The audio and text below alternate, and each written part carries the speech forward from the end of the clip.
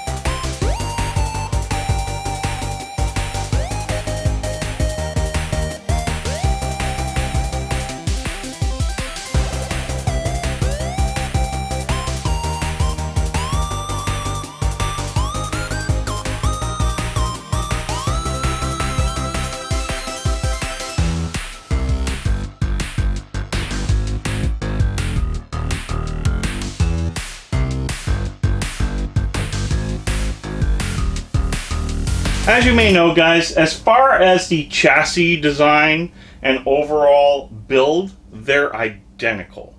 There's a few changes. So instead of coming with a solid panel with the vents and a vented optional panel, it just comes with the vented optional panel, period, as this case is now deemed as a high airflow case versus what we wanted changed on the 500.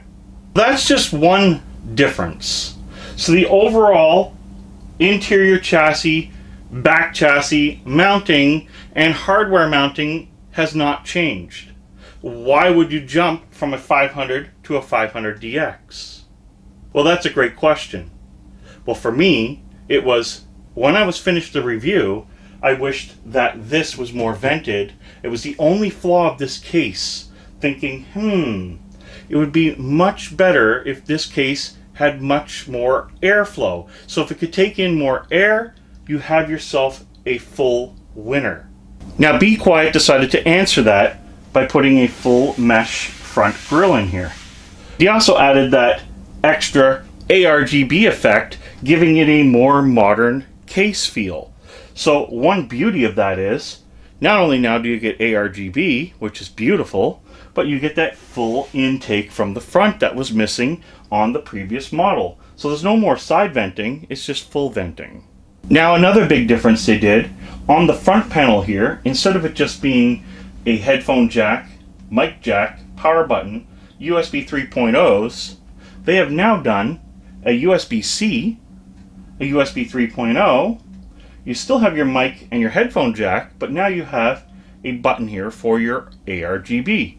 So you can control the lighting effects right from the case. This is the 500DX RGB front lit panel. This is built in. There's a controller up here that I can actually address.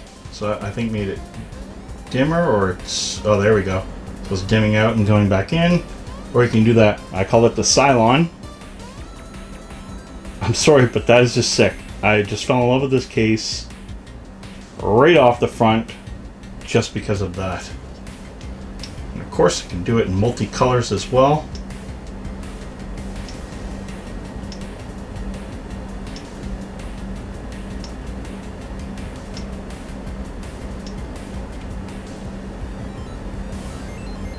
That's actually pretty nice if you like the rainbow effect. It's just constant running of, like, almost like water. That nice bright look is really nice. It's just so smooth how it moves. The ARGB in this is just absolutely phenomenal. And then my color. Probably looking orange on camera. There's the Cylon.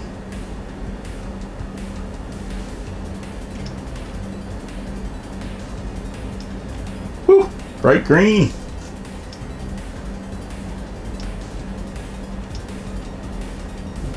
Blue.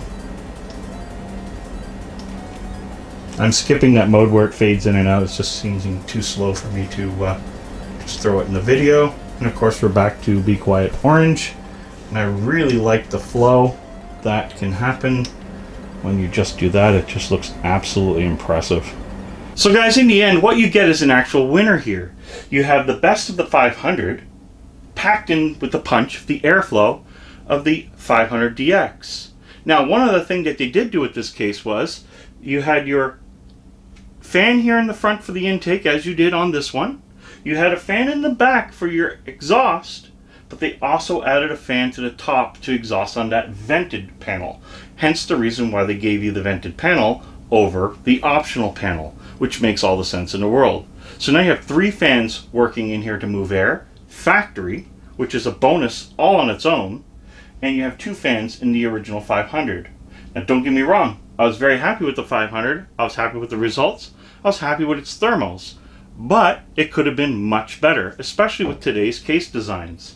The 500DX answers all that for you. So again, I'm going to leave an Amazon link down below, which also helps the channel. And if you purchase from there, you will help me, the LastGameHunter, so I can buy more of those stupid masks. At the same time, you're getting what I think is probably the best mid-tower possibly on the market today. So guys, I hope you enjoy the changes that were made on the 500DX, as I will, because I'm going to build a custom water cooling system in this 500DX, because now I'm about to play with water big time. So guys, let me know in the comments below, do you think this was the ultimate change to this system? Do you think the ARGB looks as good as it feels?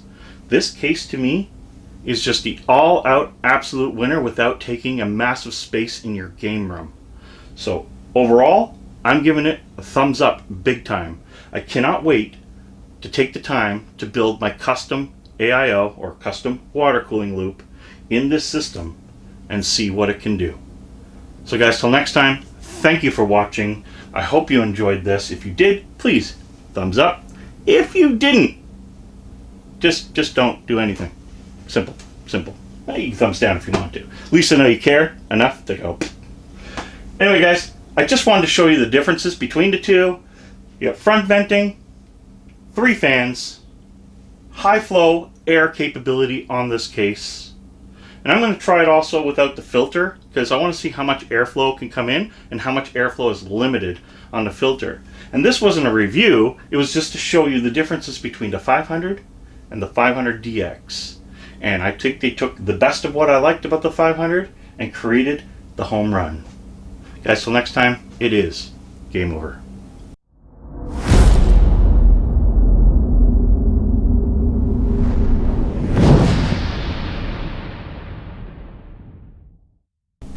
Are we still on? What's going on here, eh? Who was that weirdo in the camera? Oh, I think we're still on. It's not cool. Someone turned it off.